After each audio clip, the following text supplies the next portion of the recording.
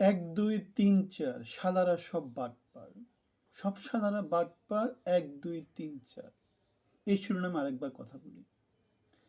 So বাংলাদেশে আমরা সবসময় দেখেছি ক্ষমতার আশেপাশে যারা আছে তারা সবসময় ক্ষমতাকে পুঁজি করে বাংলাদেশের মানুষকে লুটপাট করতে।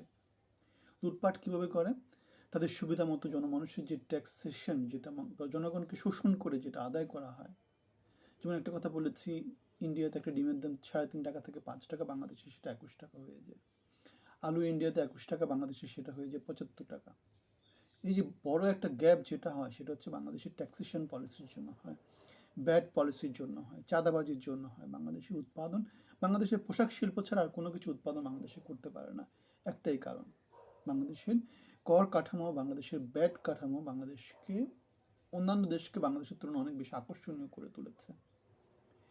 সো বাংলাদেশকে লুটে পুটে যে খেয়ে নিচ্ছে অল্প কিছু লোকজন, রাজনীতিবিদ, আমলা, কামলা ঘামলা, ব্যবসায়ী, পুঁজিবাদী, সব সাদারা বাটপার। এখন এই যে সরকার পরিবর্তন হয়েছে, হাসিনার পরে যে সরকারটা আসছে তাদের সময় কি হচ্ছে, জিনিসপত্রের দাম দেখা যাচ্ছে প্রত্যেক মাসে মাসে প্রত্যেক দিন বেড়ে যাচ্ছে। আমরা দেখেছি ডিমের দাম একটা ডিমের দাম 21 টাকা হতে, আমরা দেখেছি 1 কেজি আলুর দাম 75 টাকা হতে।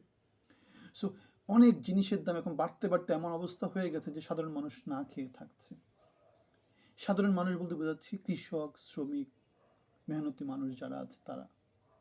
কিন্তু আমাদের সরকারের কাছাকাছি যারা আছে, যারা আমার ইউনূস সরকার, ইউনূস সরকারের মন্ত্রী পরিষদ, আমলারা, কামলারা, ঘামলারা, কর্মচারী যারা আছে, তারা জনগণের ট্যাক্সের টাকা থেকে আবার কি করছে, জনগণ এমনিতেই খেতে পারছে না, দ্রব্যমূল্যের দাম বেড়ে গেছে, সেখানে তারা আরও ট্যাক্স বাড়াচ্ছে, ট্যাক্স বাড়ায় কী করছে, জিনিসপত্র আরও বাড়াচ্ছে, এবং নিজেদের জন্য কি করছে, তারা মহার্ঘ ভাতা নিয়ে নিচ্ছে। মানে আপনাকে শোষণ শোষণ কত রকম শোষণ করা যায়। কেটে কুটে ওই যে চামড়া কেটে লবণ লাগায় দেয় না, কাঠটা ছিল্লা লবণ লাগায় দিন, একটা ডায়লগ ছিল না? আপনাকে এখন লবণও দিচ্ছে না, আপনাকে গরম পানির মধ্যে ফেলে দিচ্ছে, লবণ লাগায় গরম পানির মধ্যে ফেলে দিচ্ছে। সো সরকারি লোকজন, ঠিক আছে, যারা কর্মচারী তারা কি করছে, মহার্ঘ ভাতা পাচ্ছে, তার মানে জিনিসপত্রের দাম বেড়ে গেছে, সেই দামের জন্য তাদেরকে অ্যাডজাস্টমেন্ট করে দেওয়া হচ্ছে। তাহলে যেই লোক গরিব, যেই লোক খেতে পায় না, যেই লোক বেকার, যেই লোক কৃষক, যেই লোক শ্রমিক, তার কি অবস্থা? যে লোক সরকারি কাজ করে না তার কি অবস্থা? তাহলে এই বেতনের যে টাকাটা মহার্ঘ ভাতা যেটা অ্যাডজাস্ট করে দেওয়া হচ্ছে, সেটা কি সরকার নিজে থেকে দিচ্ছে? সেটা জনগণের টাকা দিচ্ছে। এবং জনগণের টাকাটা সে কীভাবে আবার জনগণ থেকে নিয়ে আসবে? ট্যাক্স দিয়ে, ব্যাট দিয়ে।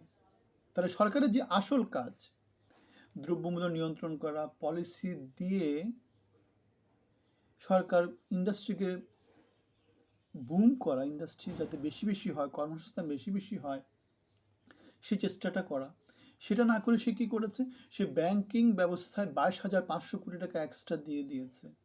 এতে জিনিসপত্রের দাম আরেকবার বাড়বে। তাহলে সরকার, হাসিনা সরকার ব্যর্থ আমরা বলি, এই সরকার যে কত কীরকম চূড়ান্ত রকমের ব্যর্থ, সেটা গত 4 মাসে যারা একটু বুঝে শুনে যারা জানে তারা বুঝতে পেরেছে। আপনারা অনেকে হয়তো বুঝতে পারেন না, মানে যেহেতু অনেক কিছু জানেন না, অনেক ভেরিয়েবল, কল কবজা, কল কাঠি এগুলো জানেন না, আপনারা হয়তো বলবেন যে না, এই সরকারের সময় ভালো আছে। কারা কারা বলবেন যে এই সরকারের সময় ভালো আছে, মন্তব্যে জানাবেন। কারা কারা বলেন যে না, এই সরকারের সময় ভালো নাই, মন্তব্যতে জানাবেন। সো আমি যেটা বলছি, ভালো খারাপের কথা বলছি না, যে কথাটা বলছি সেটা হচ্ছে হাসিনা সরকারের সময় আমরা খারাপ ছিলাম, গণতন্ত্র ছিল না, ভোট ছিল না। এখন কি আমরা ভোট দিতে পারছি? এখন কি গণতন্ত্র আছে? এখন কি জিনিসপত্রের দাম কমেছে? এখন কি আইনশৃঙ্খলা পরিস্থিতি ভালো হয়েছে? এখন কি সরকার জনগণের কথা বলে? এখন কি সরকারে পুরো বাংলাদেশের রিপ্রেজেন্টেশন আছে? পুরো বাংলাদেশ থেকে কি মন্ত্রী এমপি নিয়েছে? নাকি শুধু চিটাগাং থেকে নিয়েছে? নাকি শুধু এনজিও থেকে নিয়েছে? নাকি নিজেদের মামলাগুলো খারিজ করে নিয়েছে? নাকি নিজেদের ট্যাক্স মওকুফ করে নিয়েছে? নাকি নিজেদেরকে ট্যাক্স অব্যাহতি দিয়েছে? নাকি নিজেদের পরিবারের লোকজনকে টেনে টেনে এনে বসাচ্ছে? নাকি সে রসুনের কোয়ার মতো আমি তাকে চিনি সে আমার লোক, এভাবে করে করে সরকারকে লুটে পুটে চেটে ফেটে খেয়ে দিচ্ছে এবং নিজেদের মধ্যে ক্ষমতা ভাগাভাগি করে নিয়ে নিচ্ছে? এই যে মহার্ঘ ভাতা দেওয়াটা, এটা এক ধরনের বাংলাদেশকে লুটে পুটে খাওয়া। কারণ বাংলাদেশের জনমানুষের জন্য আপনি জিনিসপত্রের দাম কমাতে পারছেন না, নিজেরা জিনিসপত্রের দাম বাড়াচ্ছেন, এবং নিজেরা আবার কি করছেন, সেই বাড়ানো টাকাটা নিজেরা আবার বাংলাদেশের জনগণ থেকে কেড়ে নিচ্ছেন মহার্ঘ ভাতা দিয়ে।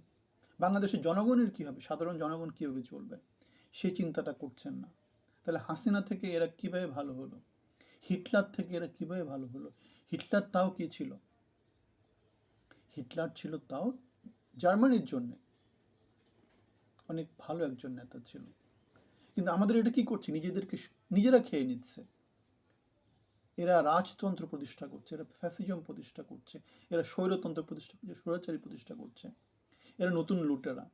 মন্তব্য জানাবেন ভিন্ন কিছু হলে।